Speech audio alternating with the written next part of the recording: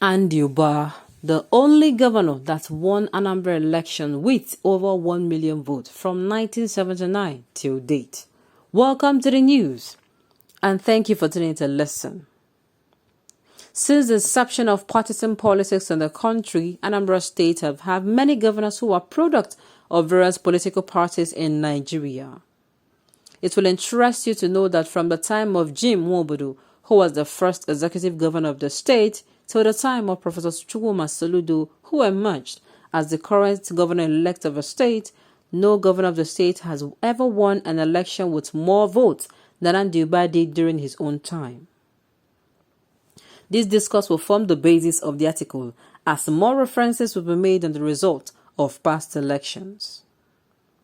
First, according to the publication of Wikipedia on 1979 till 1991 gubernatorial poll, no electoral result figures were published on Wikipedia, even though the state adopted plurality voting system in all the elections. The candidates of the Nigerian People's Party (NPN) and SDP took the lead during these years. However, the writer assumes that none of them could have won election with over 1 million votes owing to the challenges of rising partisan politics as at then. In 1999, where democracy must have taken a good shape in the country, the results of Anambra election were published, and reports had it that Chinwoke Mbadinuju of PDP won the gubernatorial election with 879,690 votes, while his closest rival ABC Nwosu from APP had only 141,326 votes. In 2003, Chris Ngige of the People Democratic Party (PDP) took over from Chinwoke after winning the 2003 gubernatorial election with 452,820 votes. The 2007 election marked where Andy Ubah won the state governorship election with over 1 million votes, which has remained the highest winning vote in the history of Anambra State.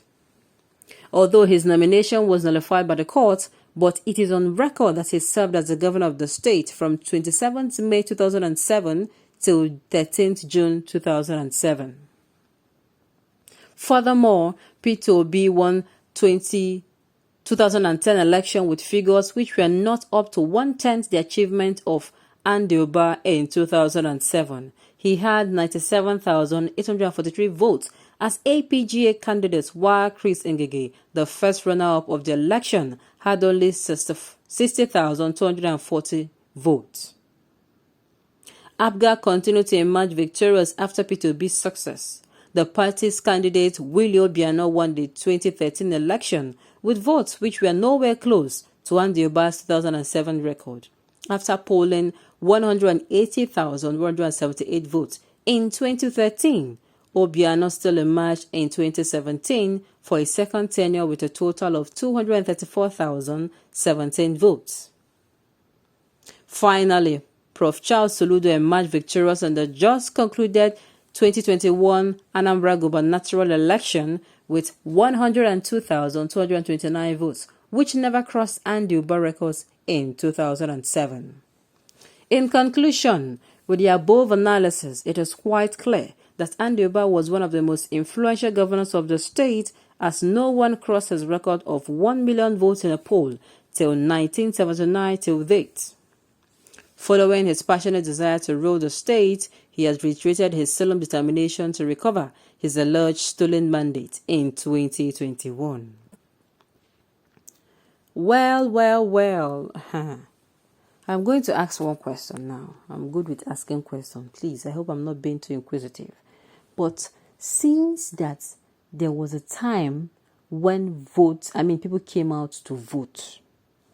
Now, they are telling us that people voted, 890 something. I heard it, the first one from the person who was closest to Andy's 1 million votes now. Then the second one now is Andy. What now happened to the people of the Southeast region? Should somebody say what happened? Yes, that is my own concern in all of this. What happened that the votes, started, reducing 93,000, 100 and something thousand, 200 and something thousand. What happened? It is like a question they need to ask themselves. What really happened? What is the cause? Why is it that people no longer come up? Because I've said this thing before.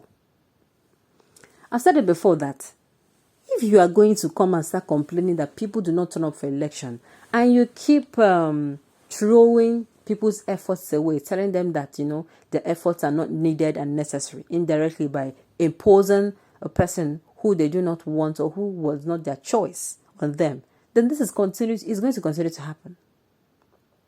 It will continue to happen.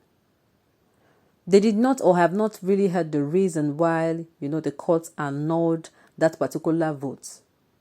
That's what so-called 1 million votes now. What exactly was the cause of it? What was the cause of it? I am sure that people will also want to find out. If truly he's saying he won, he got 1 million votes. Now, don't you think it is it is unusual? If that particular votes were true, and the people of Anambra now, they really, really, really came out to vote him, I do not think that it is going to be allowed. So, what I'm saying here is that particular time, there was permission for you to, sway your way in through hook or by crook, and at the end of the day, unfortunately, he was not even lucky that particular time.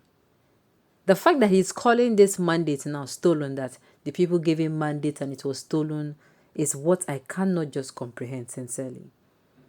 This particular case is already done with, because the election is done and dusted, and the people of Anambra State have declared and given their mandate already to the governor-elect and the person of Mr. Chukwuma Soludo. He's the people's choice. If Ubah wants to go to court, I tell you, fine, no problem, fine and good.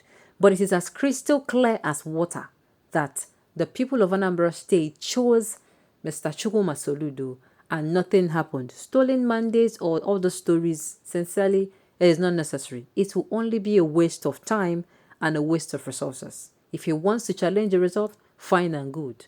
But what I keep asking is, why do people who come as the second runner-up, they're not even interested?